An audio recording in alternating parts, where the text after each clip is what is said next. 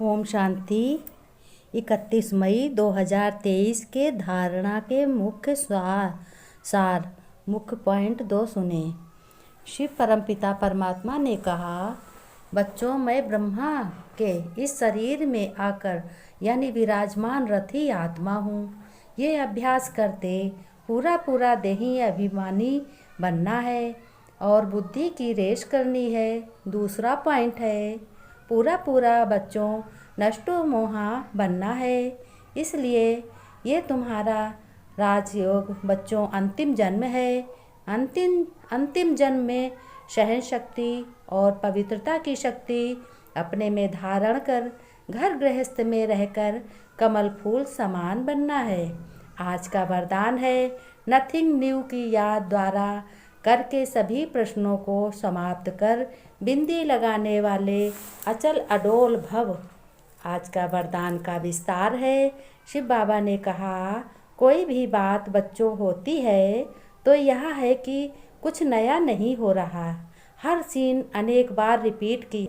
सृष्टि चक्र हमेशा यही चलता है। याद रहे, कुछ नया नहीं है। कोई नई बात होती है तो आश्चर्य से निकलता है कि यह क्यों ऐसा होता है, ये ऐसा क्यों होता है, ये वैसा क्यों होता है, क्या करेंगे, हाय हाय करते रहते हैं।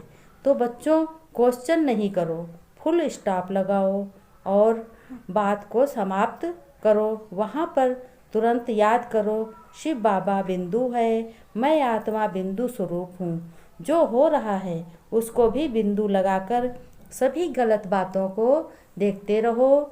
कहो कुछ नहीं, वही हर बात को समाप्त कर दो। तो हाय हाय की बजाय वाह वाह मेरा बाबा वाह दिल से कहें। आज का स्लोगन है कि सुखदाता बाप के सुख स्वरूप बच्चे बनकर तुम्हें दुखी नहीं होना है। दुख की लहर आ नहीं सकती। फिर से सुने, अब सुखदाता कौन है? परमपिता परमात्मा सुखदाता है, भगवान जिनको कहते हैं। तो वो सबको सुख देते हैं, वो सुख का सागर है। तो सुख स्वरूप उनके बच्चे हुए। जैसा बाप होता उसी रूप से उसी का रूप होता बच्चों में। तो उसी का स्वरूप तुम कौन हो? बाप के स्वरूप हो। तुम आत्मा स्वरूप बिंदु स्वरूप हो। तुम बनकर रहो तो दुखी की लहर आ नहीं सकती।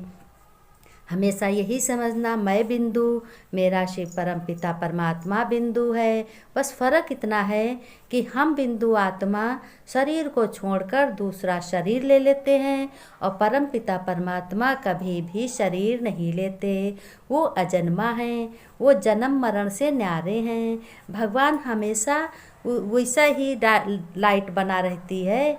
भगवान हमेशा जन्म नहीं लेते हैं, कभी नहीं। वो जब आते हैं, जब दुखी आत्माएं बहुत हो जाती हैं, बहुत कलयुग के अंत में आत्माएं बहुत दुखी हो जाती हैं, दुख से भी दुख सबसे बड़ा दुख होने लगता है, तब भगवान को तरस पड़ता है आत्माओं पर।